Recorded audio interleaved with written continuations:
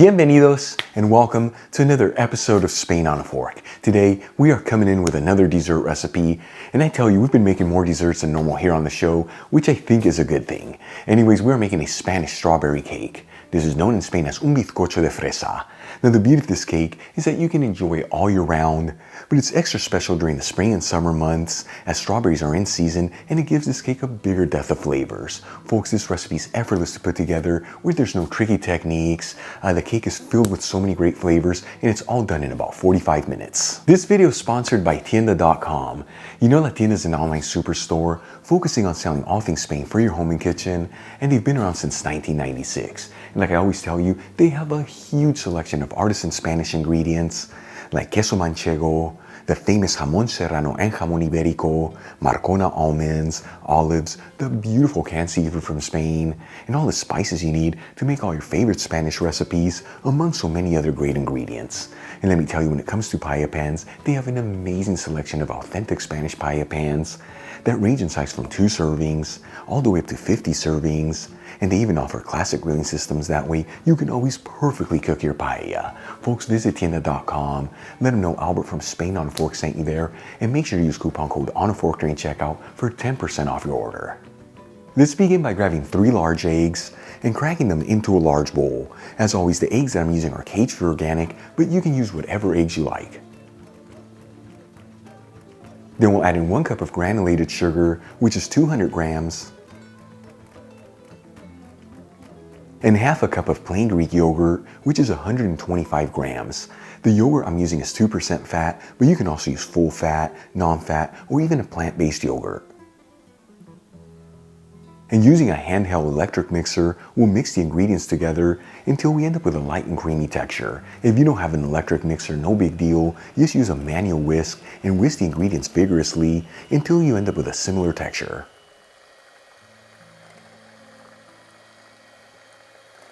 Then we'll add in 1 1/3 cups of all-purpose flour, which is about 165 grams. And you want to make sure to run the flour through a fine sieve and sift it into the mixture. This is going to remove any clumps in the flour, which at the end is going to give your cake a perfect texture all around. We'll also add in 2 teaspoons of baking powder, which is 8 grams, a 1/4 teaspoon of fine sea salt, which is 1.5 grams, and 1/3 cup of sunflower oil, which is 90 milliliters. You can use other oils here if you like, such as canola oil, grapeseed oil, or even extra virgin olive oil.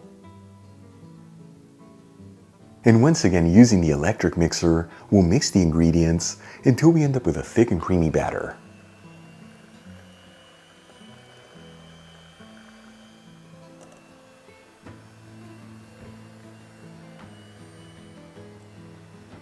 For the next step, let's start getting our strawberries ready.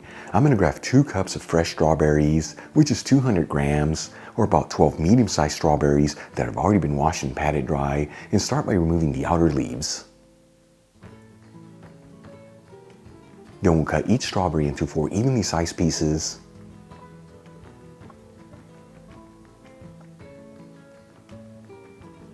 And finally, we'll remove any of the stem. And this is how I like to prepare strawberries. Instead of cutting off the top part like most people do, that way you don't lose any of that beautiful strawberry goodness. Then we'll add in the pieces of strawberry into the batter. And using a spatula, we'll gently fold the mixture together, that way everything's well mixed.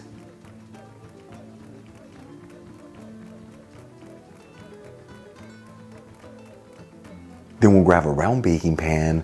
The size of the one I'm using is 8 inches in diameter, which is about 24 centimeters. And the one that I'm using detaches on top, making it so much easier to remove the cake once it's baked. However, you can just use a traditional baking pan if you like. I'm going to start by lining it with some parchment paper. And we'll brush the sides with some olive oil to ensure that the cake batter doesn't stick to the pan. You can also use nonstick cooking spray here, or even butter if you like. Then we'll gently add in the cake batter into the baking pan.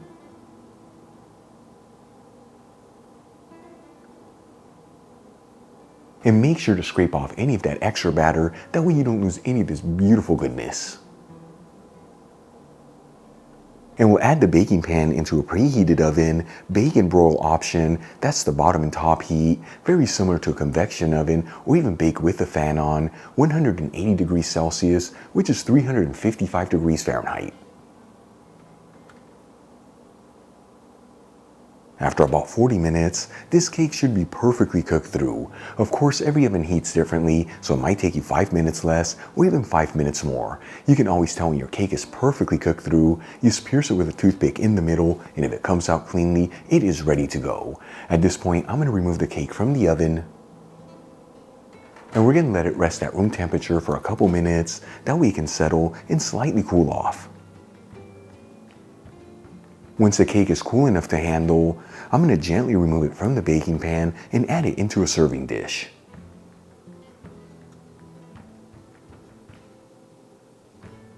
And for the final touch, we'll sprinkle it with some powdered sugar. Check it out, Bizcocho de Fresa, a beautiful Spanish strawberry cake. Seriously easy to make, beautiful presentation, and filled with so many great flavors. Truly the perfect cake for any occasion.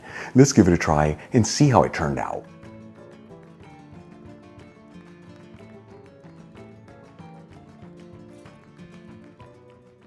Seriously, check it out. This cake is a thing of beauty and I cannot wait to try it. Here we go.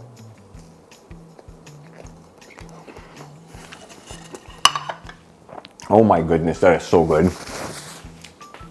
So many great textures and flavors, and the strawberry flavor really shines through. Folks, you saw this effortless to make.